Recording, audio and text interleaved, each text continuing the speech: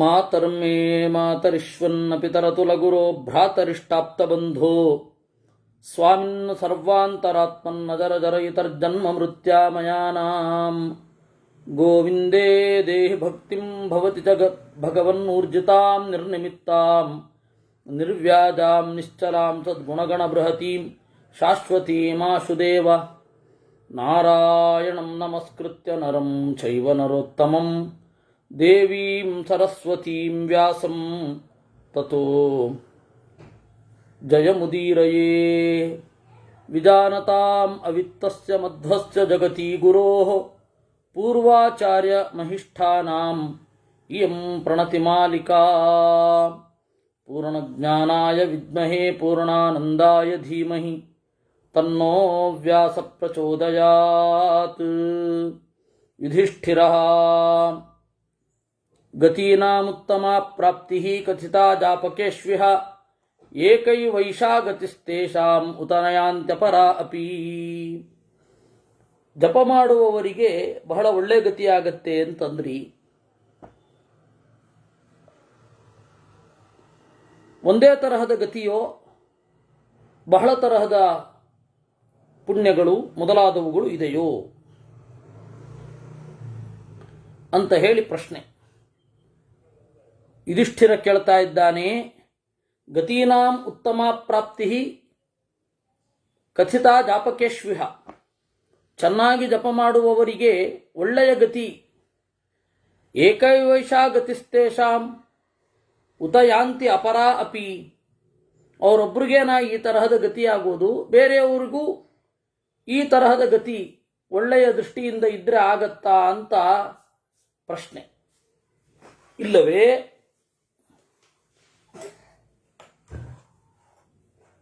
ಒಂದೇ ತರಹದ ಗತಿಯ ಬೇರೆ ತರಹದ ಗತಿಗಳು ಉಂಟೆ ಅಂತ ಎರಡು ತರಹದ ಪ್ರಶ್ನೆ. ಅದಕ್ಕೆ ಭೀಷ್ಮಾಚಾರ್ಯರು ಹೇಳ್ತಾರೆ, ಶೃಣುಷ್ವಾವಹಿತೋ ರಾಜನ್ ಜಾಪಕಾನಾಂ ಗತಿಂ ವಿಭೋ ಯಥಾ ಗಚ್ಚಂತಿ ನಿರಯಂ ಅನೇಕಂ ಪುರುಷರಷಭಾ. ಸರಿಯಾಗಿ ಕೇಳು. ಜಾಪಕರ ಗುಣಗಳೇನು, ದೋಷಗಳೇನು ಅದೆಲ್ಲವನ್ನೂ ಹೇಳುತ್ತೇನೆ. ಯಥೋಕ್ತಮೇತತ್ ಪೂರ್ವಂ ಯೋ ನಾನು ತಿಷ್ಠತಿ ಜಾಪಕಃ ಏಕದೇಶ ಕ್ರಿಯಶ್ಚಾತ್ರ ನಿರಯಂ ಸನಿಗಚ್ಚತಿ. ಜಪ ಮಾಡುವುದು ಅಂತ ಹೇಳಿದ್ರೆ ಕೇವಲ ಜಪ ಮಾಡೋದಲ್ಲ, ಅದಕ್ಕೆ ಹಿಂದೆ ಅನೇಕ ಸಿದ್ಧತೆಗಳು, ಅನೇಕ ತರಹದ ನಡೆಗಳು ಬೇಕಾಗತ್ತೆ. ಜಪ ಅಂತ ಹೇಳಿದ್ರೆ ಕೂತ್ಕೊಂಡು ನಾಮೋಚ್ಚಾರಣೆಯನ್ನ ಪದೇ ಪದೇ ಪದೇ ಪದೇ ಮಾಡ್ತಾ ಇರೋದು, ಲಕ್ಷಗಟ್ಟಲೆ ಮಾಡೋದು ಅಂತನ್ನುವ ಅರ್ಥ ಮಾತ್ರ ಅಲ್ಲ, ಅದರ ಹಿನ್ನೆಲೆಯಾಗಿ ಒಂದಿರುತ್ತೆ. ಈಗ ಶಾರ್ಪ್ ಶೂಟರ್ಸ್ ಅಂತ ನಾವು ಕೇಳ್ತೇವೆ, ಅವರು ಸೀದಾ ಬಂದು ಹಿಂಗೆ ಹೊಡೆದು ಬಿಡಲ್ಲ. ಅದಕ್ಕೆ ಹಿನ್ನೆಲೆಯಾಗಿ ಬಹಳ ವ್ಯಾಯಾಮಗಳಿರ್ತವೆ. ಅವರ ಏಕಾಗ್ರತೆ ವೃದ್ಧಿಗೆ ಏನೇನೋ ಉಪಾಯಗಳಿರುತ್ತೆ. ಅವೆಲ್ಲ ಮಾಡಿ ಮಾಡಿ ಮಾಡಿ ಮಾಡಿ ಮಾಡಿ ಆ ಸ್ಥಿತಿಗೆ ಬಂದಿರ್ತಾರೆ. ಹಾಗೆ ಜಪ ಮಾಡುವಾಗ ಬೇಕಾದಷ್ಟು ವಿಚಾರಗಳು ಹಿನ್ನೆಲೆಯಲ್ಲಿ ಇವೆ. ಏನದು? ಅವಮಾನೇನ ಕುರುತೆ ನ ತುಷ್ಯತಿ ನ ಶೋಚತಿ ಈದೃಶೋ ಜಾಪಕೋ ಯಾತಿ ನಿರಯಂ ನಾತ್ರ ಸಂಶಯ. ಅವಮಾನೇನ ಕುರುತೆ, ಏನೋ ಒಂದು ಅವಮಾನ ಆಗಿರುತ್ತೆ, ಆ ಅವಮಾನವನ್ನು ಪರಿಹಾರ ಮಾಡಿಕೊಳ್ಳಿಕ್ಕೆ ಜಪ ಮಾಡ್ತಾನೆ. ಏನೋ ಸೇಡು ತೀರಿಸ್ಕೊಳ್ಳಿಕ್ಕೆ, ನಾನು ಅವರಿಗಿಂತ ಎತ್ತರಕ್ಕೆ ಏರಬೇಕು ಅನ್ನುವ ಒಂದೇ ಒಂದು ಕಾರಣದಿಂದ ಜಪ ಮಾಡ್ತಾನೆ. ಅದು ಉಪಯೋಗ ಇಲ್ಲ. ನ ತುಷ್ಯತಿ, ತೃಪ್ತಿ ಇರೋದಿಲ್ಲ. ಯಾರು ಹೀಗಿರ್ತಾನೆ ಅಂತಹ ಜಪ ಮಾಡುವವ ನಿರಯಂ ಯಾತಿ. ಯಾಕೆಂದ್ರೆ ಆ ಜಪ ಮಾಡೋದು ಒಳ್ಳೆ ಕ್ರಿಯೆಯೇ. ಅದರ ಹಿಂದೆ ಸ್ಪರ್ಧೆ, ಸೇಡು ಇವುಗಳೆಲ್ಲ ಬಂದ್ರೆ ಜಪ ಯಾಕೆ ಮಾಡಬೇಕು? ಬೇರೆನೇ ಮಾಡಬಹುದಲ್ಲ. ಅಹಂಕಾರ ಕೃತಶ್ಚೈವ ಸರ್ವೇ ನರಯಗಾಮಿನಃ ಪರಾವಮಾನಿ ಪುರುಷಃ ಭವಿತಾ ನಿರಯೋಪಗಃ. ಜಪ ಮಾಡಿದಾಗ ಅಹಂಕಾರ ತಲೆದೋರಿದರೆ, ಕೇವಲ ಭೌತಿಕ ಪ್ರಯೋಜನಕ್ಕೆ ತಪಸ್ ಮಾಡ್ತಾ ಇದ್ದೇನೆ ಅಂತ ಇದ್ರೆ ಸರ್ವೇ ನಿರಯಗಾಮಿನಃ, ಇವರೆಲ್ಲರೂ ನರಕಕ್ಕೆ ಹೋಗುವವರೇ. ಪರಾವಮಾನಿ ಪುರುಷೋ ಭವಿತಾ ನಿರಯೋಪಗಃ. ಪರಾವಮಾನಿ ಪುರುಷ, ಬೇರೊಬ್ಬರನ್ನು ಅವಮಾನ ಮಾಡಬಾರದು. ಜಪ ಮಾಡುವವ ಬೇರೊಬ್ಬರನ್ನು ಅವಮಾನ ಮಾಡಬಾರದು, ಬೇರೊಬ್ಬರನ್ನು ಛೀಕರಿಸಿ ಮಾತನಾಡಬಾರದು. ಅವನು ನರಕಕ್ಕೆ ಹೋಗ್ತಾನೆ. ಹಾಗೆ ಜಪ ಮಾಡಿ ಏನು ಪ್ರಯೋಜನ? ಅವಿದ್ಯಾಪೂರ್ವಕಂ ಜಪ್ಯಂ ಕುರುತೆ ಯಶ್ಚ ಮೋಹಿತಃ ಯತ್ರಾವಿದ್ಯಾಂ ಸ ಕುರುತೆ ಸತಂ ನಿರಯಮೃಚ್ಛತಿ. ಅವಿದ್ಯಾಪೂರ್ವಕಂ ಜಪ್ಯಂ, ಒಂದು ಉತ್ಕಟವಾದ ಬಯಕೆ, ಆ ಬಯಕೆ ಸರಿಯಾದ ದಾರಿಯಲ್ಲಿ ಇರಲ್ಲ, ಅದನ್ನು ಅವಿದ್ಯಾ ಅಂತ ಕರೀತಾರೆ. ಅವಿದ್ಯಾಪೂರ್ವಕಂ ಜಪ್ಯಂ, ಕೆಟ್ಟ ಬಯಕೆಗಾಗಿ ಮೋಹಿತನಾಗಿ ಯಾರು ಜಪ ಮಾಡ್ತಾನೆ ಅವನು, ಅಂದರೆ ಯಾರಾದರೂ ಸಾಯಲಿ ಅಂತನೋ, ಅಂಗವೈಕಲ್ಯ ಉಂಟಾಗಲಿ ಅಂತನೋ, ಅವರು ನಮ್ಮ ವಶವಾಗಲಿ ಅಂತನೋ ಯಾರು ಜಪ ಮಾಡ್ತಾನೆ ಅವನು ನಿರಯಮೃಚ್ಛತಿ, ನರಕಕ್ಕೆ ಹೋಗಬೇಕಾಗತ್ತೆ. ಅಥೈಶ್ವರ್ಯ ಪ್ರವೃತ್ತ ಸನ್ ಜಾಪಕೋ ಯತ್ರ ರಜ್ಯತೆ ಸಯೇವ ನಿರಯಸ್ತತ್ರ ನಾಸೌ ತಸ್ಮಾತ್ ಪ್ರಮುಚ್ಯತೆ. ಇನ್ನು ಕೇವಲ ಐಶ್ವರ್ಯಕ್ಕಾಗಿ, ಐಶ್ವರ್ಯ ಅಂದರೆ ಎರಡರ್ಥ, ಒಂದು ಸಂಪತ್ತು ಅಂತ, ಇನ್ನೊಂದು ಐಶ್ವರ್ಯ ಅಂತಂದರೆ ಒಡೆತನ. ನಾನು ಇದರ ಒಡೆಯನಾಗಬೇಕು ಅಂತ ಯಾರು ಜಪ ಮಾಡ್ತಾನೆ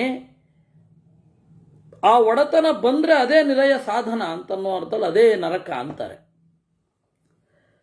ಅದರಿಂದಾಗಿ ಅವನು ಜಪ ಮಾಡುವಾಗ ಈ ಭಾವನೆ ಇರಬಾರದು, ನಾನು ಸಂಪತ್ತನ್ನು ಪಡಿತೇನೆ, ನಾನು ಪ್ರಭುತ್ವವನ್ನು ಪಡಿತೇನೆ ಅಂತ ಹೇಳಿ.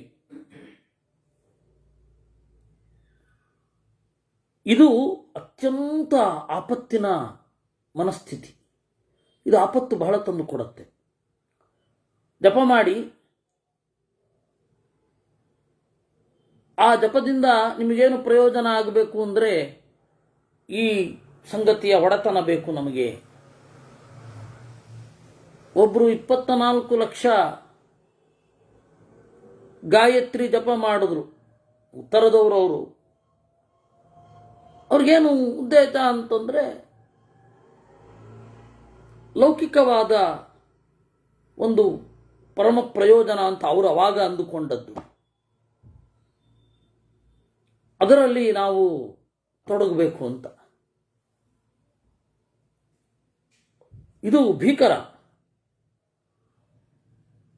ಅವ್ರ ಬುದ್ಧಿ ಈಗ ನೆಟ್ಟಿಗಿಲ್ವೇ ಇಲ್ಲ. ಮೊನ್ನೆ ತಮ್ಮ ಪಿಸ್ತೂಲಿನಿಂದ ತಮ್ಮ ಕಾಲನ್ನು ತಾವೇ ಶೂಟ್ ಮಾಡಿಕೊಂಡ್ರು. ಅವರು 24 ಲಕ್ಷ ಗಾಯತ್ರಿ ಜಪ ಮಾಡಿದವರು. ಅವರು ಅದರಿಂದ ಏನು ಪ್ರಯೋಜನ ಆಗಬೇಕಿತ್ತೋ ಅದಾಗಲಿಲ್ಲ, ಅವ್ರಿಗೇನು ಸಿಗಬೇಕಿತ್ತೋ ಅದು ಸಿಕ್ಕಿತ್ತು, ಅವ್ರು ಏನು ಉತ್ಕಟವಾಗಿ ಬಯಸಿದ್ರೋ ಅದು ಸಿಕ್ಕಿತ್ತು. ಅದರಿಂದಾಗಿ ಆ ಲೌಕಿಕವಾದ ಆದರೆ ಕ್ಷುಲ್ಲಕವಾದ ಫಲ ಅದೇ ನಿರಯ ನರಕ ಸಾಧನ ಆಗಿಬಿಡತ್ತೆ. ಅದರಿಂದಾಗಿ ಜಪ ಮಾಡುವವರು ಹಾಗೆ ಜಪ ಮಾಡಬಾರದು.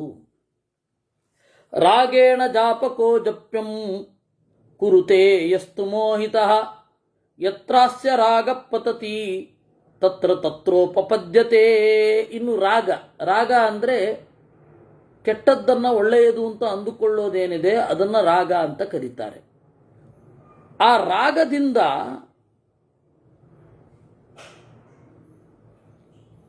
ಯಾರು ಜಪ ಮಾಡ್ತಾರೆ ಅವರು ಎಂತೆಂಥ ಒಂದೊಂದು ಮನೋಭಾವ ಇರುತ್ತೆ, ಅಲ್ಲಿಗೆ ಹೋಗ್ತಾರೆ. ಅದರಿಂದಾಗಿ ರಾಗದಿಂದ ಮಾಡಬಾರದು. ದುರ್ಬುದ್ಧಿರಕೃತ ಪ್ರಜ್ಞ ಚಲೇ ಮನಸ್ಸಿ ತಿಷ್ಠತಿ ಚಲಾಮೇವ ಗತಿಂ ಯಾತಿ ನಿರಯಂ ವಾ ನಿಗಚ್ಚತಿ.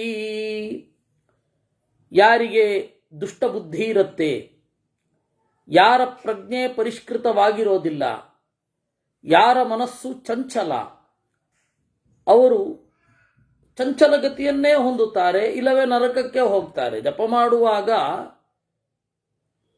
ಹೇಗೆ ಇರಬೇಕು, ಮನಸ್ಸು ಪಕ್ವ ಆಗಿರಬೇಕು ಅಂತನ್ನೋದನ್ನು ಭೀಷ್ಮಾಚಾರ್ಯರು ಒತ್ತಿ ಹೇಳ್ತಾ ಇದ್ದಾರೆ.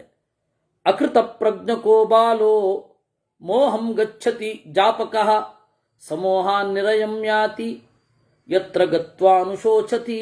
ಅಕೃತ ಪ್ರಜ್ಞಕಃ, ಯಾರ ಪ್ರಜ್ಞೆ ಪರಿಷ್ಕೃತವಾಗಿರೋದಿಲ್ಲ ಅಂತಹ ಜಪ ಮಾಡುವವರು ಮೋಹವನ್ನು ಹೊಂದುತ್ತಾರೆ. ಅಂದರೆ ಯಾವುದನ್ನು ಮಾಡಿದರೆ ಒಳಿತು, ಯಾವುದು ಕ್ಷೇಮ ಇತ್ಯಾದಿಗಳೆಲ್ಲ ನೆಟ್ಟಗಿರಬೇಕು. ಇಲ್ಲ ಅಂದರೆ ಮೋಹದಿಂದ ನಿರಯಂ ಯಾತಿ, ನರಕ ಸಾಧನವಾದ ವಸ್ತುಗಳಲ್ಲಿ ಹೋಗಿ ಬೀಳುತ್ತಾರೆ. ಅಲ್ಲಿಗೆ ಹೋಗಿ ಆಮೇಲೆ ಪಶ್ಚಾತ್ತಾಪ ಆಗತ್ತೆ. ದೃಢಗ್ರಾಹಿ ಕರೋಮೀತಿ ಜಪ್ಯಾಂಜಪತಿ ಜಾಪಕಃ ನ ಸಂಪೂರ್ಣೋ ನವಾಯುಕ್ತೋ ನಿರಯಂ ಸೋಧಿಗಚ್ಚತಿ. ಯಾವುದೋ ಒಂದು ಲೌಕಿಕವಾದ ಬಯಕೆಯನ್ನು ಗಟ್ಟಿಯಾಗಿ ಹಿಡಿದು ಅದನ್ನು ಬಿಡದೆ ಜಪಕ್ಕೆ ಅರ್ಹವಾದ ಮಂತ್ರಗಳನ್ನು ಜಪ ಮಾಡ್ತಾನೆ, ಅವನು ಕೂಡ ನಿರಯಂ ಸೋಧಿಗಚ್ಚತಿ, ನರಕವನ್ನು ಹೊಂದುತ್ತಾನೆ. ಅದಕ್ಕೆ ಯುಧಿಷ್ಠಿರ ಪ್ರಶ್ನೆ ಮಾಡ್ತಾನೆ, ಅನಿಮಿತ್ತಂ ಪರಂ ಯತ್ತತ್ ಅವ್ಯಕ್ತಂ ಬ್ರಹ್ಮಣಿ ಸ್ಥಿತಂ ಸಂಭೂತೋ ಜಾಪಕ ಕಸ್ಮಾತ್ ಸಶರೀರಮಿಹಾವಿಷೇತ್. ಯುಧಿಷ್ಠಿರ ಕೇಳಿದ, ಹಾಗಿದ್ರೆ ಇದು ಬಹಳ ಆಶ್ಚರ್ಯ. ಅನಿಮಿತ್ತಂ ಪರಂ ಯತ್ತದ್ ಅವ್ಯಕ್ತಂ ಬ್ರಹ್ಮಣಿ ಸ್ಥಿತಂ ಸಂಭೂತಃ, ಯಾವುದೇ ಬಯಕೆಗಳಿರದೆ ನಾರಾಯಣನಲ್ಲಿ ಅಥವಾ ದೇವರಲ್ಲಿ ನೆಲೆಗೊಂಡು ಅದನ್ನು ಬಯಸಿ ಯಾರು ಜಪ ಮಾಡ್ತಾನೆ ಅವನಿಗೆ ಮುಂದಿನ ಜನ್ಮ ಅನ್ನೋದೊಂದು ಉಂಟೆ. ಭೀಷ್ಮ ದುಷ್ಪ್ರಸ್ಥಾನೇನ ನಿರಯಾಃ ಬಹವಃ ಸಮುದಾಹೃತಾಃ ಪ್ರಶಸ್ತಂ ಜಾಪಕತ್ವಂಚ ದೋಷಾಶ್ಚೈತೆ ತದಾತ್ಮಕಾಃ. ಅದಕ್ಕೆ ಭೀಷ್ಮಾಚಾರ್ಯರು ಹೇಳಿದ್ರು, ನೋಡಪ್ಪ, ಇಲ್ಲಿ ತನಕ ಅದೇ ದೋಷವನ್ನು ಹೇಳಿತ್ತು ನಾನು. ದುಷ್ಪ್ರಸ್ಥಾನೇನ ಬಹವಃ ನಿರಯಃ ಸಮುದಾಹೃತಾಃ, ಜಪ ಮಾಡ್ತಾನೆ, ಆದರೆ ಉದ್ದೇಶ ಶುದ್ಧಿ, ಆಮೇಲೆ ಮನಃಶುದ್ಧಿ, ತತ್ವಶುದ್ಧಿ ಇವುಗಳಿರೋದಿಲ್ಲ. ಅವಾಗ ಈ ದೋಷಗಳೆಲ್ಲ ಬರುತ್ತೆ. ಈ ದೋಷಗಳೆಲ್ಲ ಇಲ್ಲದಿದ್ದಲ್ಲಿ ಜಾಪಕತ್ವಂ ಪ್ರಶಸ್ತಂ, ಜಪ ಅಂತನ್ನೋದು ಅತ್ಯಂತ ಪ್ರಶಸ್ತ, ಯೋಗ್ಯವಾದದ್ದು. ಸಾಮಾನ್ಯವಾಗಿ ಅತ್ಯಂತ ಯೋಗ್ಯವಾದದ್ದು ಅಂತ ಹೇಳಿ ಯಾವುದು ಇರುತ್ತೆ, ಅದರ ಬೆಂಗಡೆಯಲ್ಲಿಯೇ ದೋಷಗಳು ಬಹಳ ಇರ್ತವೆ. ಅದರಿಂದ ದೋಷಗಳನ್ನು ಹೇಳಿದ್ದೇನೆ ಎಂದರು. ಹೀಗೆ 185ನೇ ಅಧ್ಯಾಯ ಆಯಿತು. ಯುಧಿಷ್ಠಿರ ಕೀದೃಶಂ ಜಾಪಕೋ ಯಾತಿ ನರಕಂ ವರ್ಣಯಸ್ವ ಮೇ ಕೌತೂಹಲಂ ಹಿ ಮೇ ಜಾತಂ ತದ್ಭವಾನ್ ವಕ್ತುಮರ್ಹತಿ. ಅದಕ್ಕೆ ಯುಧಿಷ್ಠಿರ ಹೇಳ್ತಾನೆ, ಇದೊಂದು ಬಹಳ ಆಘಾತಕಾರಿ ಸಂಗತಿ. ಜಪ ಮಾಡಿದವರು ಕೂಡ ನರಕಕ್ಕೆ ಹೋಗ್ತಾರೆ ಅಂದರೆ ಏನರ್ಥ?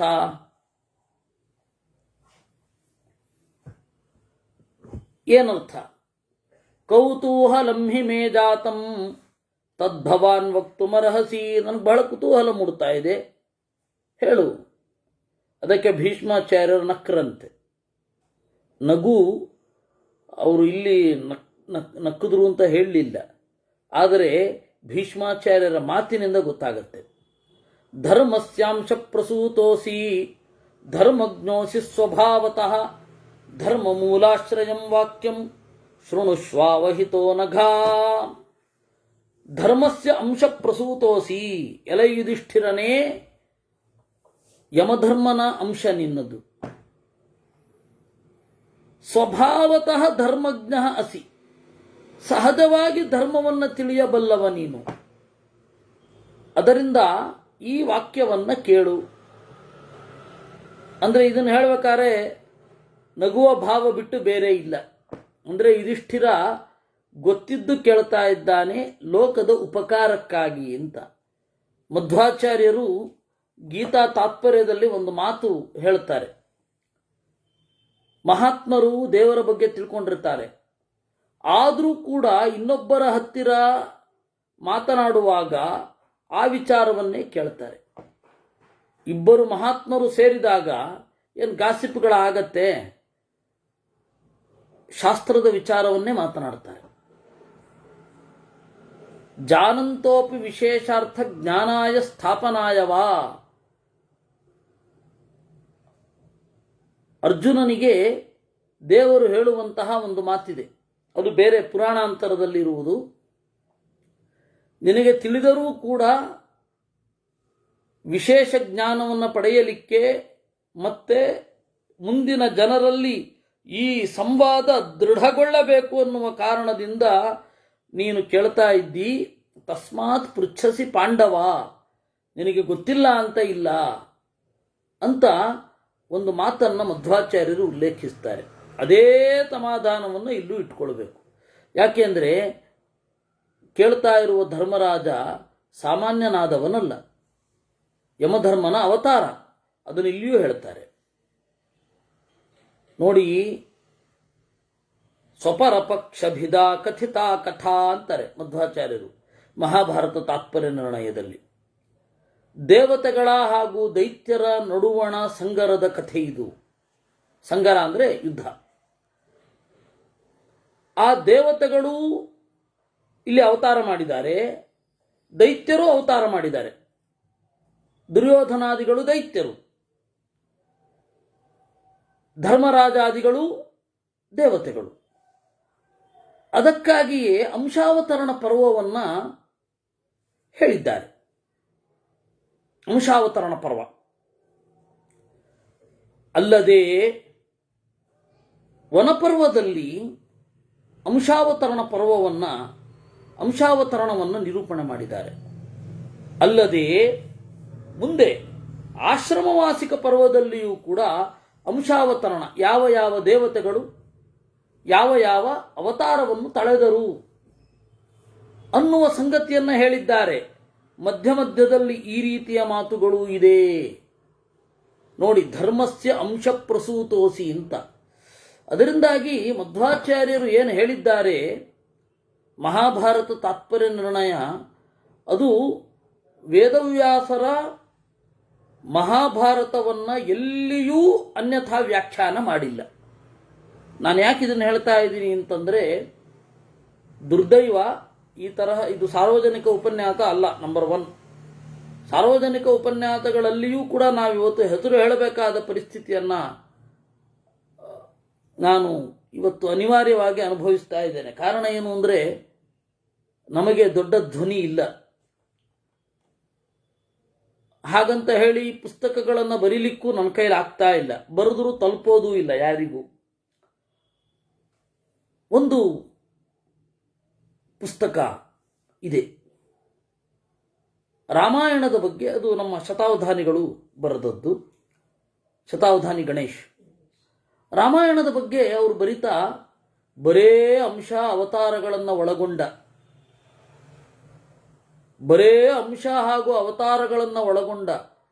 ಮಧ್ವಾಚಾರ್ಯರ ತಾತ್ಪರ್ಯ ನಿರ್ಣಯ, ರಾಮನ ಕಥೆಯನ್ನು ವಿಚಿತ್ರವಾಗಿ ನಿರೂಪಿಸುವ, ಕೃಷ್ಣನ ಕಥೆಯನ್ನು ವಿಚಿತ್ರವಾಗಿ ನಿರೂಪಿಸುವ ಮಹಾಭಾರತ ತಾತ್ಪರ್ಯ ನಿರ್ಣಯ ಸಜ್ಜನರಿಂದ, ವಿದ್ವಾಂಸರಿಂದ ಅಗ್ರಾಹ್ಯವಾಗಿದೆ ಅಂತ ಬರೀತಾರವರು.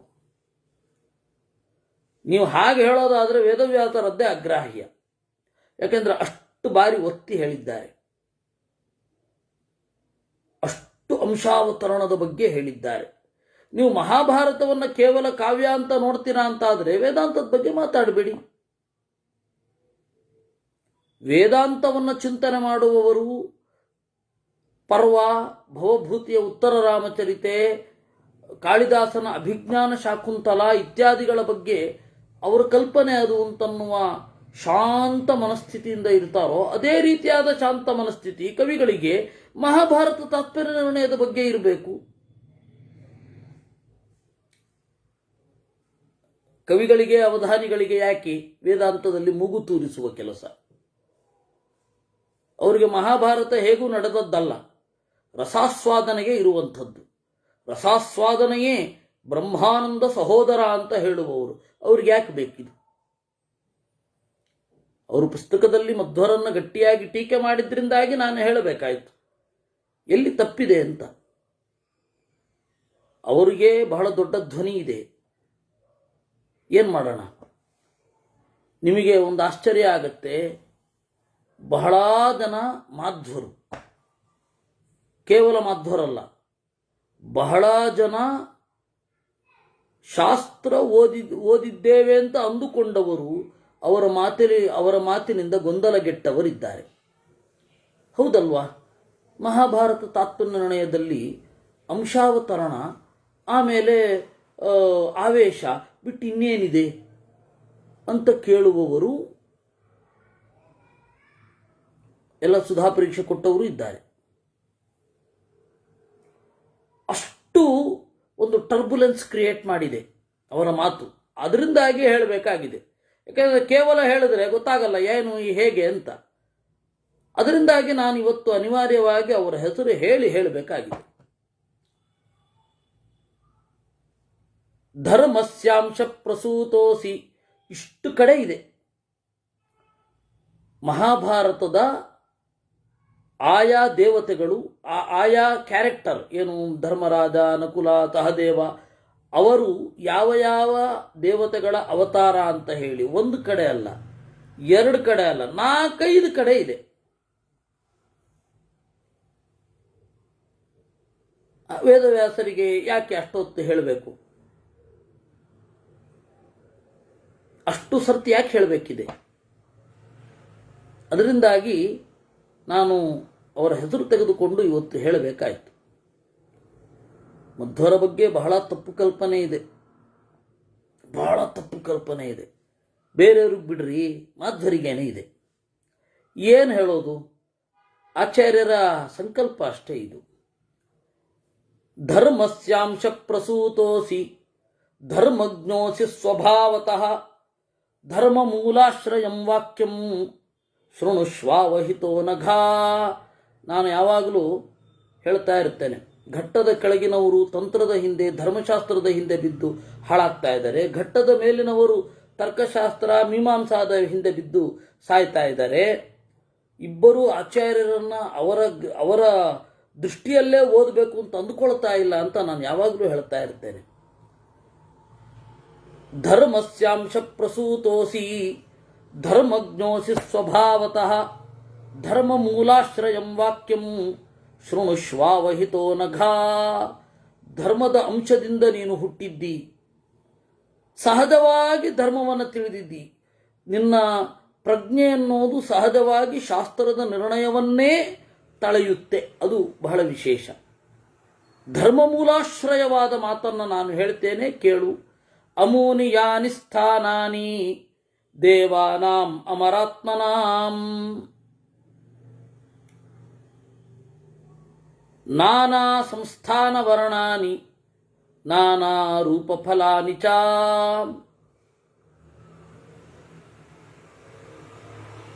ಅಮೂನಿ ಯಾನಿ ಸ್ಥಾನಾನಿ, ಅನೇಕ ಲೋಕಗಳಿವೆ ಜಪದಿಂದ ಹೊಂದಬಹುದಾದದ್ದು. ಥರಥರದ ಲೋಕಗಳು, ಜಪಕ್ಕೆ ಥರಥರದ ಫಲಗಳಿವೆ. ದಿವ್ಯಾನಿ ಕಾಮಚಾರಿಣಿ ವಿಮಾನಾನಿ ಸಭಾಸ್ತಥಾ, ವಿಮಾನಗಳಲ್ಲಿ ತಿರುಗುವ ಸೌಭಾಗ್ಯ ಬರಬಹುದು. ಸಭೆಗಳು, ಆಡುವ ಮೈದಾನಗಳು, ತಾವರೆ ಕೊಳಗಳು. ಚತುರ್ಣಾಂ ಲೋಕಪಾಲಾನಾಂ ಶುಕ್ರಸ್ಯಾಥ ಬೃಹಸ್ಪತೇಃ ಮರುತಾಂ ವಿಶ್ವದೇವಾನಾಂ ಸಾಧ್ಯಾನಾಂ ಅಶ್ವಿನೋರಪಿ. 4 ಲೋಕಪಾಲಕರು, ಶುಕ್ರ, ಬೃಹಸ್ಪತಿ ಇವರೆಲ್ಲರ ಸ್ಥಾನಗಳು.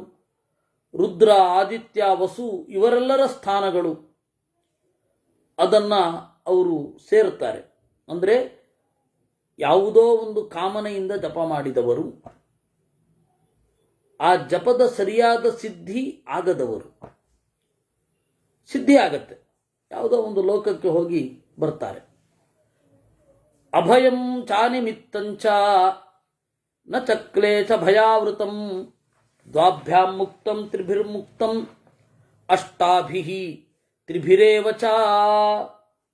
ಅಭಯಂಚ ಅನಿಮಿತ್ತಂಚ, ಭಯವಿರದ, ನಾರಾಯಣನನ್ನ ಬಿಟ್ಟು ಬೇರೆ ಕಾರಣವಿರದ, ಅಥವಾ ಜಪಕ್ಕೆ ಮುಖ್ಯವಾದ ಫಲವಲ್ಲದ ಲೋಕಗಳನ್ನು ಹೊಂದಿರ್ತಾರೆ. ಆದರೆ ಭಯವಿರದ, ದೇವರನ್ನು ನಿಮಿತ್ತವಾಗಿರಿಸಿಕೊಂಡರೆ ಮಾತ್ರ ಸಿಗಬಹುದಾದ, ಕ್ಲೇಶ ಭಯಗಳಿರದ, ದ್ವಂದ್ವಗಳಿರದ, ಸತ್ವರಜ ಸ್ತಮೋಗುಣಗಳ ಕಾಟವಿರದ,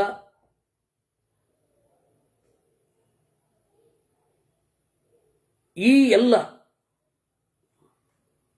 9 ಆವರಣಗಳಿರದ, ಚತುರ್ಲಕ್ಷಣವರ್ಜಂ ತತ್ ಚತುಷ್ಕಾರಣವರ್ಜಿತಂ ಅಪ್ರಹರ್ಷಮನಾದ್ಯಂತಂ ಅಶೋಕಂ ವಿಗತಕ್ಲಮಂ. ಚತುರ್ಲಕ್ಷಣವರ್ಜಂ, 4 ತರಹದ ದೇಹವಿರದ, ಧರ್ಮ, ಅರ್ಥ, ಕಾಮ, ಮೋಕ್ಷ ಅಂತನ್ನುವ 4 ಇರದ, ಮೋಕ್ಷ ಬಂದ್ಬಿಟ್ಟಿರತ್ತೆ. ಅಪ್ರಹರ್ಷ ಮನಾದ್ಯಂತಂ, ಲೌಕಿಕವಾದ ಆನಂದವಿರದ, ತುದಿ ಇರದ, ಮೊದಲಿರದ, ಶೋಕವಿರದ, ಶ್ರಮವಿರದ ಲೋಕವನ್ನ ಹೊಂದುವುದು ಜಪದ ಮುಖ್ಯ ಉದ್ದೇಶ. ಆದರೆ ದಾರಿ ತಪ್ಪಿದಾಗ, ಜಪ ದಾರಿ ತಪ್ಪಿದಾಗ ಈ ಎಲ್ಲ ಲೋಕಗಳು ಆಗ್ತವೆ. ದಾರಿ ತಪ್ಪದೇ ಮಾಡಿದರೂ ಈ ಎಲ್ಲ ಲೋಕಗಳಾಗ್ತವೆ, ಮೋಕ್ಷವೂ ಸಿಗತ್ತೆ. ಕಾಲಂ ತಪತತೆ ತತ್ರ ನ ಕಾಲಸ್ತತ್ರ ವೈ ಪ್ರಭು ಸಕಾಲಸ್ಯ ಪ್ರಭು ರಾಜನ್ ಸರ್ವಸ್ಯಾಪಿ ತಥೇಶ್ವರಃ. ಕಾಲನೂ ಕೂಡ ಅಲ್ಲಿ ಪ್ರಭುವಲ್ಲ. ಕಾಲ ಅಂದರೆ ಮುಖ್ಯ ಪ್ರಾಣ, ಮುಖ್ಯ ಪ್ರಾಣನೂ ಅಲ್ಲಿ ಪ್ರಭುವಲ್ಲ. ಅದರಿಂದಾಗಿ ಮುಪ್ಪು ಉಂಟಾಗುವುದಿಲ್ಲ. ಇದು 2ನೇ ಸ್ಕಂದ ಭಾಗವತದಲ್ಲಿ ನಯತ್ರ ಕಾಲ ಪ್ರಭವ ಪ್ರಭು ಅಂತ ಹೇಳ್ತಾರೆ. ಸಕಾಲಸ್ಯ ಪ್ರಭುರಾಜನ್, ಯಾಕೆಂದ್ರೆ ಅಲ್ಲಿ ಮುಖ್ಯ ಪ್ರಾಣನಿಗೂ ಒಡೆಯನಾದ ಸರ್ವೇಶ್ವರನೊಬ್ಬ ಇರ್ತಾನೆ.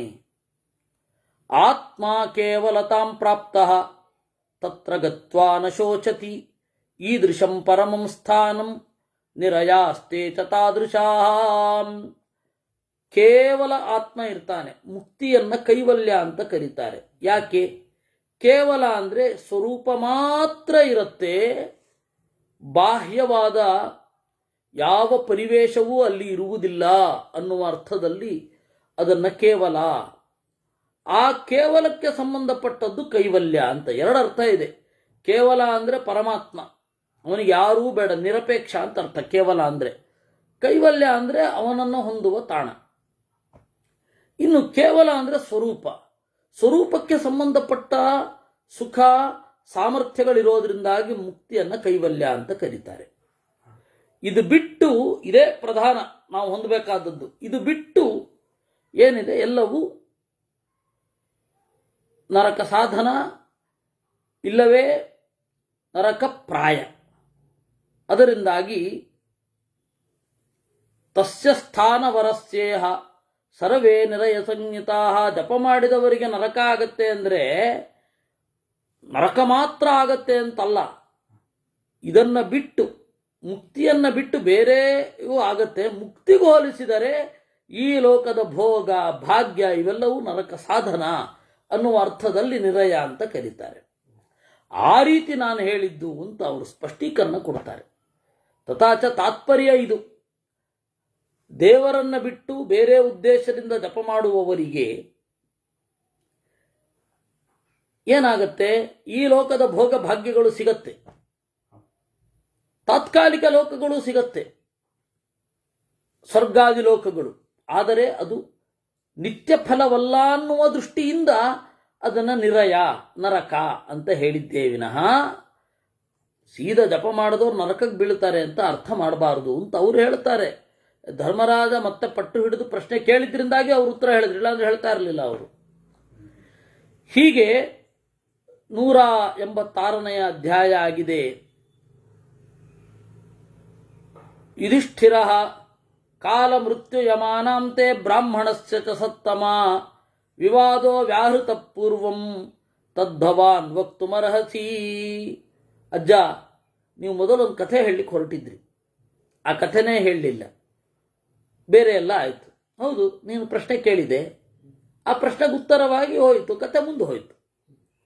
ಆ ಕಥೆಯನ್ನು ಈಗ ಹೇಳಿ ಅಂತ ಕೇಳ್ತಾನೋ.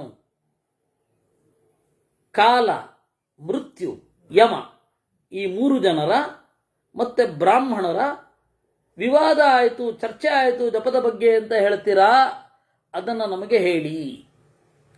ಭೀಷ್ಮ ಅತ್ರಾಪ್ಯುದಾಹರಂತೀಮಂ ಇತಿಹಾಸಂ ಪುರಾತನಂ ಇಕ್ಷ್ವಾಕೋ ಸೂರ್ಯಪುತ್ರಸ್ಯ ಯದ್ವೃತ್ತಂ ಬ್ರಾಹ್ಮಣಸ್ಯ ಚ. ಇದು ನಡೆದ ಘಟನೆ ಮಗು ಅಂತಾರೆ ಭೀಷ್ಮಾಚಾರ್ಯರು. ಭೀಷ್ಮರು ಹೇಳೋದು ಇದು ನಡೆದ ಘಟನೆ. ಇಕ್ಷ್ವಾಕೋ ಸೂರ್ಯಪುತ್ರಸ್ಯ, ಸೂರ್ಯನ ವಂಶದಲ್ಲಿ ಬಂದ ಇಕ್ಷ್ವಾಕು, ಯಾಕೆಂದರೆ ಸೂರ್ಯನ ಮಗ ಮನು, ವೈವಸ್ವತ ಮನು ಅಂದರೆ ಈ ಮನ್ವಂತರದಲ್ಲಿ ನಡೆದದ್ದು. ವೈವಸ್ವತ ಮನುವಿನ ಮಗ ಇಕ್ಷ್ವಾಕು. ಆ ಇಕ್ಷ್ವಾಕು ಏನಿದ್ದಾನೆ ಸೂರ್ಯನ ವಂಶ, ಏಕೆಂದರೆ ಸೂರ್ಯನ ವಂಶದಲ್ಲಿ ಬಂದ ಅಂತ ಸ್ಪಷ್ಟ ಅಲ್ಲ. ಒಬ್ಬ ಬ್ರಾಹ್ಮಣನ ಜೊತೆಗೆ ಮಾತುಕತೆ ಆಯಿತು. ಆಮೇಲೆ ಕಾಲ ಮತ್ತೆ ಮೃತ್ಯು ಇವರೆಲ್ಲರ ನಡುವೆ ನಡೆದ ಘಟನೆ. ಯಥಾ ಸತೇಷಾಂ ಸಂವಾದೋ ಯಸ್ಮಿನ್ ಸ್ಥಾನೇ ಸಚಾಭವತ್, ಯಾವ ಜಾಗದಲ್ಲಿ ನಡೀತು, ಏನಂತ ನಡೆಯಿತು, ಇದೆಲ್ಲವನ್ನ ಹೇಳ್ತೇನೆ ಕೇಳು. ಬ್ರಾಹ್ಮಣೋಜಾಪಕ ಕಶ್ಚಿತ್ ಧರ್ಮವೃತ್ತೋ ಮಹಾಯತಾಃ ಷಡಂಗವಿನ್ಮಹಾಪ್ರಾಜ್ಞಃ ಪೈಪ್ಪಲಾದಸ್ಸ ಕೌಶಿಕಃ. ಜಪ ಮಾಡುವಂತಹ ಒಬ್ಬ ಬ್ರಾಹ್ಮಣ ಇದ್ದ. ಅವನು ಧರ್ಮವೃತ್ತ, ಧರ್ಮದ ನಡೆ, ಮಹಾಯಶಾಹ, ಒಳ್ಳೆಯ ಕೀರ್ತಿಯನ್ನು ಪಡೆದವ. ಯಾರಲ್ಲಿ? ಸಜ್ಜನರಲ್ಲಿ ಕೀರ್ತಿಯನ್ನು ಪಡೆದವ. ಏಕೆಂದರೆ ದುರ್ಜನರಲ್ಲಿ ಕೀರ್ತಿ ಪಡೀಲಿಕ್ಕೆ ಆಗಲ್ಲ, ಅವರಿಗೆ ಬೇರೇನೆ. ಷಡಂಗವಿನ್ ಮಹಾಪ್ರಾಜ್ಞ, 6 ಅಂಗಗಳನ್ನು ತಿಳಿದವ, ಪ್ರಜ್ಞಾವಂತ. ಪಿಪ್ಪಲಾದ ರುಚಿಗಳ ವಂಶದಲ್ಲಿ ಬಂದವ, ಪೈಪ್ಪಲಾದ. ಕೌಶಿಕ ವಿಶ್ವಾಮಿತ್ರ ಗೋತ್ರದವ. ತಸ್ಯಾಪರೋಕ್ಷಂ ವಿಜ್ಞಾನಂ ಷಟ್ಸ್ವಂಗೇಷು ತಥೈವ ಚ ವೇದೇಷು ಚೈವ ನಿಷ್ಣಾತಃ ಹಿಮವತ್ ಪಾದ ಸಂಶ್ರಯ.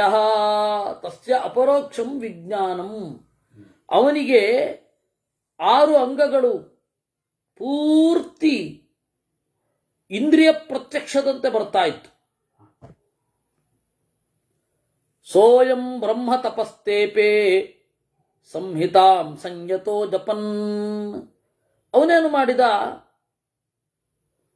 ವೇದ ಮಂತ್ರಗಳನ್ನು, ಗಾಯತ್ರಿಯನ್ನ ನಿರಂತರವಾಗಿ ಜಪ ಮಾಡಿದ.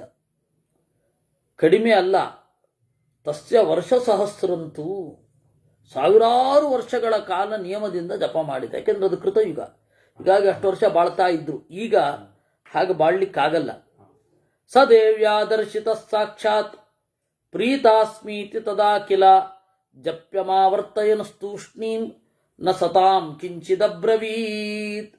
ವೇದ ಮಾತೆ ಗಾಯತ್ರಿ, ಗಾಯತ್ರಿ ಅಂದರೆ ಸರಸ್ವತಿ ದೇವಿ. ಗಾಯತ್ರಿಯ ಅಭಿಮಾನಿನಿ ದೇವಿ ಬಂದು ಸರಸ್ವತಿ ಅಥವಾ ಭಾರತಿ, ಇಬ್ಬರಲ್ಲಿ ಯಾರೊಬ್ರು. ಅವಳೇ ಎದುರುಗಡೆ ಬಂದ್ಲು. ಇವನು ಜಪ ನಿಲ್ಲಿಸ್ಲಿಲ್ಲ. ಜಪ ಮುಂದುವರಿಸ್ಕೊಂಡು ಹೋದ, ಏನು ಮಾತಾಡಲಿಲ್ಲ. ತಸ್ಯಾನುಕಂಪಯಾ ದೇವಿ ಪ್ರೀತಾ ಸಮಭವತ್ತದಾ ವೇದ ಮಾತಾ ತತಸ್ತಸ್ಯ ತಜ್ಜಪ್ಯಂ ಸಮಪೂಜಯತ್. ಅವನ ಮೇಲಿನ ಅನುಕಂಪೆಯಿಂದ ದೇವಿ ಸರಸ್ವತಿ ಪ್ರೀತಳಾಗಿದ್ಲು. ಅವನ ಜಪವನ್ನ ಪೂರ್ತಿಯಾಗಿ ಅಂತ ಹೇಳಿ ಕಾದಳಂತೆ. ಸಮಾಪ್ಯ ಜಪ್ಯಂ ತೂತ್ಥಾಯ ಶಿರಸಾ ಪಾದಯೋಸ್ತದಾ ಪಪಾತ ದೇವ್ಯಾ ಧರ್ಮಾತ್ಮ ವಚನಂ ಛೇದಮಬ್ರವೀತ್. ಜಪವನ್ನು ಮುಗಿಸಿ ಎದ್ದ. ಅವಳು ಅಂತ ಗೊತ್ತಾಗಿದೆ ಅವನಿಗೆ. ಜಪವನ್ನು ಮುಗಿಸಿ ಎದ್ದ. ಎದ್ದು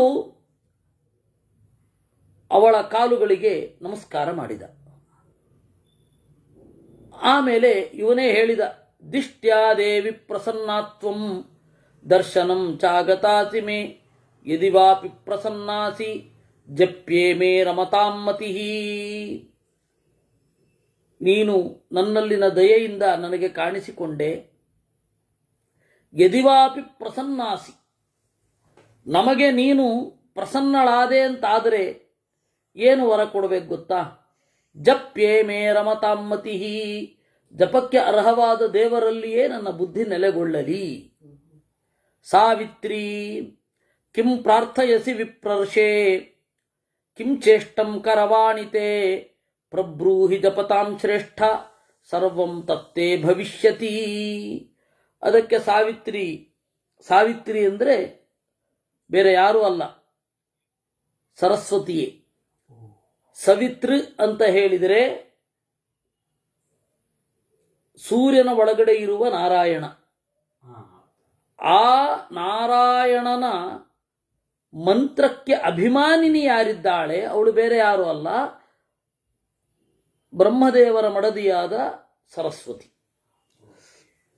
ಹೀಗಾಗಿ ಸಾವಿತ್ರಿ ಅಂದರೆ ಸರಸ್ವತಿಯ ಇನ್ನೊಂದು ಹೆಸರು.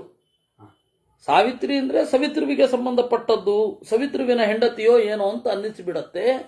ಆದರೆ ಇದು ಬಂದದ್ದು ಅಭಿಮಾನಿಯಾಗಿ, ಗಾಯತ್ರಿ ಮಂತ್ರದ ಅಭಿಮಾನಿಯಾಗಿ ಹಾಗೆ ಬಂದಿರೋದು. ಅದಕ್ಕೆ ಅವಳು ಕೇಳ್ತಾಳೆ, ಓ ಋಷಿಯೇ, ಏನು ಬೇಕು ನಿನಗೆ? ನಿನ್ನ ಇಷ್ಟ ಏನು ಹೇಳು, ಈ ಕ್ಷಣದಲ್ಲಿ ಸಿದ್ಧಿಸತ್ತೆ ಅಂತ.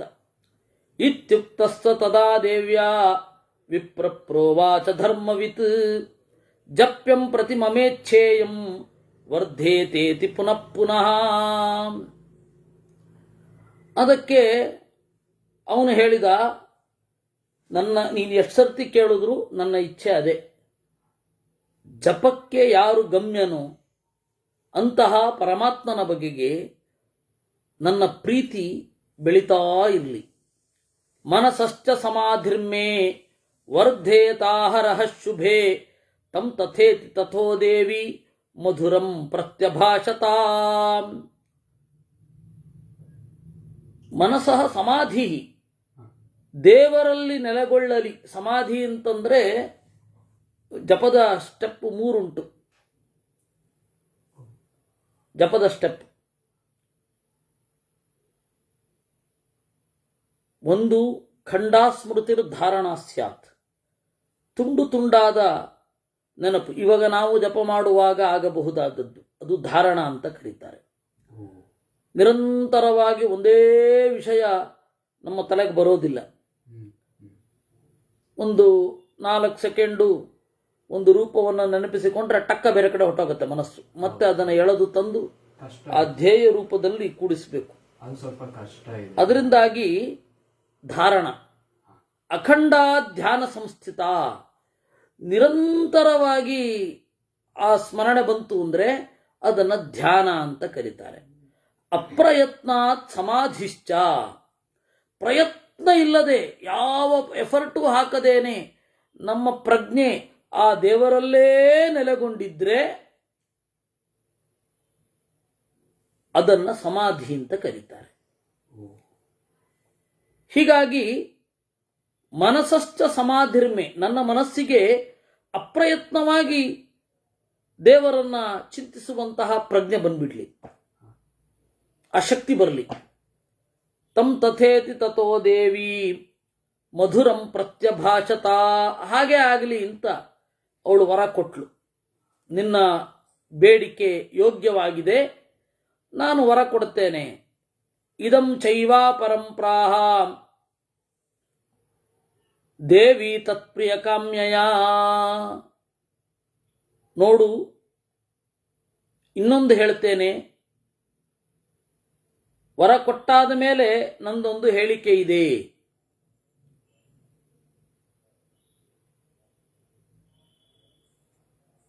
ನಿನಗೆ ಕೀರ್ತಿಯನ್ನು ಕೊಡಬೇಕು ಅಂತ ನನ್ನ ಬಯಕೆ. ಆ ಕೀರ್ತಿಗೆ ಒಂದು ಸನ್ನಿವೇಶ ಒದಗತ್ತೆ. ನಿರಯಂ ನೈವ ಯಾತಾತ್ವಂ ತತ್ ಯತ್ರ ಯಾತಾದ್ವಿಜರ್ಷಭಾಹ. ಎಂತೆಂಥವ್ರಿಗೋ ನರಕ ಆಗೋಗಿದೆ, ಆದರೆ ನಿನಗಾಗಲ್ಲ. ಯಾಸ್ಯಸಿ ಬ್ರಹ್ಮಣ ಸ್ಥಾನಂ ಅನಿಮಿತ್ತಮನಿಂದಿತ. ಬ್ರಹ್ಮದೇವರ ಸ್ಥಾನವನ್ನು ನೀನು ಹೊಂದುತ್ತೀಯ. ಸಾಧಯೇ ಭವಿತಾ ಚೈತತ್ ಯತ್ವಯಾಹಮಿಹಾರ್ಥಿತ. ನೀನು ಏನು ಕೇಳಿಕೊಂಡೆ ಅದನ್ನು ನಾನು ನಿನಗೆ ಕೊಡ್ತೇನೆ. ನಿಯತೋ ಜಪ ಚೈಕಾಗ್ರ್ಯೋ ಧರ್ಮಸ್ತ್ವಾಂ ತಮುಪೈಷ್ಯತಿ. ಜಪ ಮಾಡು. ನಿನ್ನನ್ನು ಕುರಿತು 3 ಜನ ಬರ್ತಾರೆ, 3 ತಪ್ಪಿದ್ರೆ 4 ಜನ ಬರ್ತಾರೆ. ಯಮ 2 ರೂಪದಿಂದ ಬರ್ತಾನೆ. ಒಂದು ಧರ್ಮರೂಪನಾಗಿ, ಇನ್ನೊಬ್ಬ ಯಮನಾಗಿ. ಮೃತ್ಯುದೇವತೆ ಒಬ್ಬ ಇದ್ದಾನೆ, ನಿರುತಿ ಅಂತ, ಅವನು ಬರ್ತಾನೆ. ಆಮೇಲೆ ಕಾಲಾಭಿಮಾನಿಯಾದ ದೇವತೆ. ಈ 4 ಜನ ಬಂದು ನಿನ್ನ ಜೊತೆಗೆ ಒಂದು ವಿವಾದ ಆಗತ್ತೆ. ಭವಿತಾಚ ವಿವಾದೋತ್ರ ತವ ತೇಷಾಂಚ ಧರ್ಮತಃ.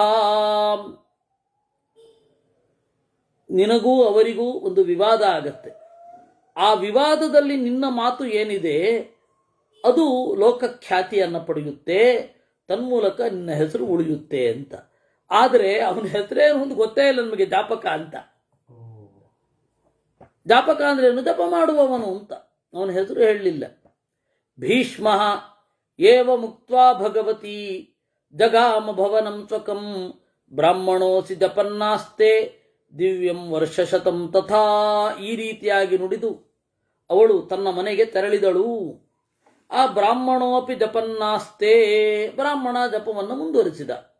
ಸಮಾಪ್ತೆ ನಿಯಮೇ ತಸ್ಮಿನ್ ತಥಾ ವಿಪ್ರಸ್ಯ ಧೀಮತಃ ಸಾಕ್ಷಾತ್ ಪ್ರೀತಸ್ತದಾ ಧರ್ಮೋ ದರ್ಶಯಾಮಾಸ ತಂ ದ್ವಿಜಂ. ಮೊದಲು ಸಾಕ್ಷಾತ್ ಯಮಧರ್ಮ ಬಂದ. ಧರ್ಮ ದ್ವಿಜಾತೆ ಪಶ್ಯ ಮಾಂ ಧರ್ಮಂ ಅಹಂ ತ್ವಾಂ ದೃಷ್ಟುಮಾಗತಃ. ಎಲೈ ಬ್ರಾಹ್ಮಣನೇ, ನಾನು ಧರ್ಮ ನಿನ್ನ ನೋಡ್ಲಿಕ್ಕೆ ಅಂತ ಬಂದಿದ್ದೇನೆ. ಜಪ್ಯಸ್ಯಾಸ್ಯ ಫಲಂ ಯತ್ತತ್ ಸಂಪ್ರಾಪ್ತಂ ತಚ್ಚ ಮೇ ಶೃಣು. ಈ ಜಪದ ಫಲ, ನೀನು ಮಾಡಿದ ಜಪದ ಫಲ ಏನು ಅಂತ ನಿನಗೆ ಎಕ್ಸ್ಪ್ಲೈನ್ ಮಾಡ್ಲಿಕ್ಕೆ ಬಂದಿದ್ದೇನೆ. ಜಿತಾ ಲೋಕಾಸ್ತ್ವಯಾ ತರವೇ ಯೇ ದಿವ್ಯಾ ಯೇ ಚ ಮಾನುಚಾಃ ಮಾ ದೇವಾನಾಂ ನಿಲಯಾನ್ ಸಾಧೋ ಸರ್ವಾನ್ ಉತ್ಕ್ರಮ್ಯ ಯಾಸ್ಯಸಿ. ಎಲ್ಲ ಲೋಕಗಳನ್ನು ಗೆದ್ದಿದ್ದೀಯ. ಮನುಷ್ಯ ಲೋಕವೂ ನಿನಗೆ ಪೂರ್ಣ ವಶ. ಯಾವ ದೇವತೆಗಳ ಲೋಕಕ್ಕೂ ಕೂಡ ನೀನು ಹೋಗಬಹುದು. ಪ್ರಾಣತ್ಯಾಗಂ ಕುರುಮುನೆ. ಒಂದೇ ಒಂದು, ಈ ದೇಹತ್ಯಾಗ ಮಾಡಿಬಿಡು. ನೀನು ಸಾಯಿ, ಸತ್ತು ಒಳ್ಳೆ ಲೋಕವನ್ನು ಪಡೆ ಸಾಕು. ತ್ಯಕ್ತ್ವಾತ್ಮನಃ ಶರೀರಂಚ ತಥೋ ಲೋಕಾನ್ ಅವಾಪ್ಸ್ಯಸಿ. ನಿನ್ನ ಶರೀರವನ್ನ ತೊರೆದು ಒಳ್ಳೆ ಲೋಕವನ್ನು ಪಡೆಯುತ್ತೀಯೇ. ಬ್ರಾಹ್ಮಣ ಕೃತಂ ಲೋಕೈರ್ಹಿಮೇ ಧರ್ಮಂ ಗಚ್ಚತ್ವಂ ಚ ಯಥಾ ಸುಖಂ ಬಹು ದುಃಖ ಸಹಂ ದೇಹಂ ನೋತ್ಸೃಜೇಯಮಹಂ ವಿಭೋ. ಅದಕ್ಕೆ ಬ್ರಾಹ್ಮಣ ಹೇಳ್ತಾನೆ, ಯಮಧರ್ಮನೇ, ಕೃತಂ ಲೋಕೈಹಿ, ನನಗೆ ಯಾವ ಲೋಕವೂ ಬೇಡ.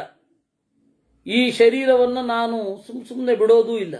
ಯಾಕೆ ಬಿಡಬೇಕು? ಬಹಳ ದುಃಖಗಳನ್ನು ಸಹಿಸಿದ್ದೇನೆ. ದುಃಖವನ್ನು ಸಹಿಸಿ ಅಭ್ಯಾಸ ಆಗಿದೆ.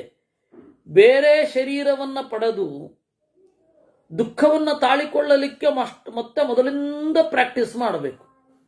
ಅದರಿಂದಾಗಿ ಬೇಡ, ನನಗೆ ಈ ಶರೀರವೇ ಸಾಕು. ಲೋಕದ ಬಯಕೆಗಾಗಿ ಈ ಶರೀರವನ್ನು ಇಚ್ಛಾಪೂರ್ವಕವಾಗಿ ತ್ಯಾಗ ಮಾಡಬೇಕೇ? ಆಗಲ್ಲ ಅಂದ ಅವನು. ಯಮಧರ್ಮ ಬಂದು ಹೇಳಿದಾಗ, ಧರ್ಮ ಅವಶ್ಯಂಭೋ ಶರೀರಂತೆ ತ್ಯಕ್ತವ್ಯಂ ಮುನಿಪುಂಗವ ಸ್ವರ್ಗಮಾರುಷ್ಯತಾಂ ವಿಪ್ರ ಕಿಂ ವಾತೆ ರೋಚತೆ ನಘಾ. ಅದಕ್ಕೆ ಅವನು ಹೇಳಿದ, ಧರ್ಮ ನೋಡಪ್ಪ, ಇವತ್ತಲ್ಲ ನಾಳೆ ಶರೀರವನ್ನು ತ್ಯಾಗ ಮಾಡಲೇಬೇಕು. ಈ ಶರೀರವನ್ನು ಬಿಡದೆ ನಾನು ಗಟ್ಟಿಯಾಗಿಲ್ಲೇ ಗೂಟ ಹೊಡ್ಕೊಂಡಿರ್ತೇನೆ ಅಂತ ಹೇಳಲಿಕ್ಕೆ ಯಾರಿಗೂ ಸಾಧ್ಯ ಇಲ್ಲ. ಅದರಿಂದಾಗಿ ಬೇಗ ದೇಹ ತ್ಯಾಗ ಮಾಡು, ಸಾಯಿ, ಸತ್ತ ಮೇಲೆ ಸ್ವರ್ಗವನ್ನು ಕುರಿತು ಏರು. ನಿನಗೇನನ್ನಿಸ್ತಾ ಇದೆ? ಯಾಕೆ ನೀನು ಹಾಗೆ ಮಾಡ್ತಾ ಇಲ್ಲ? ನಾನು ದೇಹವನ್ನು ಬಿಡು ಅಂತ ಹೇಳಿದ್ರೆ, ಈ ತರಹ ದುಃಖವನ್ನು ಸಹಿಸಿದವನಿಗೆ ಸುಖವಾಗಿ ದೇಹ ಬಿಡೋದು ದೊಡ್ಡ ಸಂಗತಿಯೇ ಅಲ್ಲ. ಅಷ್ಟು ಸಿದ್ಧಿಯ ಲೆವೆಲ್ ಕೊಟ್ಟೋಗಿದೆಯಾ ನೀನು. ಅಂಥದ್ದು ಈ ಕ್ಷುಲ್ಲಕವಾದ ದೇಹವನ್ನು ಇಟ್ಟುಕೊಂಡು ಇಲ್ಲ ನಾನು ಹೋಗಲ್ಲ ಅಂತ ಹಠ ಮಾಡ್ತಾ ಇದೆಯಲ್ಲ, ಯಾಕಪ್ಪ? ಬ್ರಾಹ್ಮಣ ನರೋಚಯೇ ಸ್ವರ್ಗವಾತಂ ವಿನಾ ದೇಹಮಹಂ ವಿಭೋ ಗಚ್ಚ ಧರ್ಮ ನಮೇ ಶ್ರದ್ಧಾ ಸ್ವರ್ಗಂ ಯಾತುಂ ವಿನಾತ್ಮನಾ. ಅದಕ್ಕೆ ಬ್ರಾಹ್ಮಣ ಹೇಳಿದ, ಈ ದೇಹ ಇಟ್ಟುಕೊಂಡೇ ನಾನು ಸ್ವರ್ಗಲೋಕವನ್ನು ಬಯಸ್ತೇನೆ. ನನಗೆ ಸ್ವರ್ಗಕ್ಕೆ ಹೋಗಬೇಕು ಅಂತ ಶ್ರದ್ಧೆಯೇ ಇಲ್ಲ. ಹೋಗೋದಾದರೆ ಈ ಶರೀರದ ಜೊತೆಗೆ ಹೋಗ್ತೇನೆ, ಇಲ್ಲ ಅಂದರೆ ಬೇಡವೇ ಬೇಡ ಅದು ಅಂತ ಧರ್ಮನ ಆಫರ್ನೇ ತಿರಸ್ಕಾರ ಮಾಡಿದ. ಅದಕ್ಕೆ ಧರ್ಮ ಮತ್ತೆ ನಿರೂಪಣೆ ಮಾಡ್ತಾನೆ. ಅಲಂ ದೇಹೇ ಮನಃಕೃತ್ವಾ ತ್ಯಕ್ತ್ವಾ ದೇಹಂ ಸುಖೀ ಭವ ಗಚ್ಚ ಲೋಕಾನ್ ಅರಜಸೋ ಯತ್ರ ಗತ್ವಾ ನ ಶೋಚಸಿ. ಸಾಕು, ದೇಹದಲ್ಲಿ ನಿನ್ನ ಬಯಕೆ ಸಾಕು. ದೇಹವನ್ನು ತೊರೆ, ಸುಖಿಯಾಗು. ಗಚ್ಚ ಲೋಕಾನ್ ಅರಜಸಃ, ರಜೋಗುಣದ ಸ್ಪರ್ಶವೇ ಇಲ್ಲದ ಲೋಕವನ್ನು ಹೊಂದು. ನೀನು ಅಲ್ಲಿಗೆ ಹೋದರೆ ನ ಶೋಚಿಸಿ, ದುಃಖ ಪಡೋದಿಲ್ಲವೋ, ನನ್ನ ನಿರ್ಧಾರ ಸರಿಯಾಗಿತ್ತು ಅಂತ ಅಂದುಕೊಳ್ತೀಯ. ದೇಹ ತ್ಯಾಗ ಮಾಡು. ನಿನ್ನಂತಹ ಅವನಿಗೆ ಈ ದೇಹದ ಮೇಲೆ ಮೋಹ ಇದೆ ಅಂತಂದ್ರೆ ಜಗತ್ತಿನಲ್ಲಿ ಯಾರಿಗಿರೋದು ಆಶ್ಚರ್ಯವೇ ಅಲ್ಲ ಅಂತಂದ. ಅದಕ್ಕೆ ಬ್ರಾಹ್ಮಣ ಏನು ಉತ್ತರ ಕೊಡ್ತಾನೆ ಅನ್ನೋದನ್ನ ನಾಳೆ ನೋಡೋಣ. ಕೃಷ್ಣಾರ್ಪಣಮಸ್ತು.